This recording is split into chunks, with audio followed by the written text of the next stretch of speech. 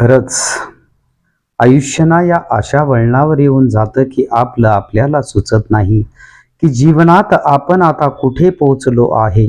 बस चालत राहतो, मनावर किती पण दडपण असलं तरी पण जीवनातील हा प्रवास अखंड चालू ठेवावाच लागतो.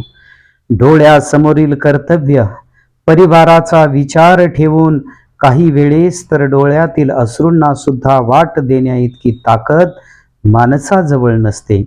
शेवटी डोळ्यातील अश्रूंना सुद्धा डोळ्यातच लपवावे लागतात आणि जगासमोर हसरा चेहरा ठेवून वावरावं लागतं आणि चालतच राहावं लागतं.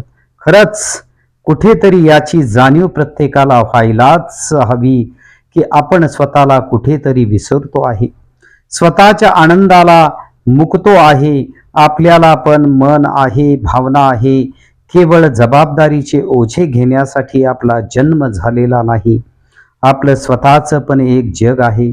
स्वतःचं अस्तित्व आनंदाच्या क्षणाची नितांत गरज आहे, ज्यात फक्त आपण स्वतः असू.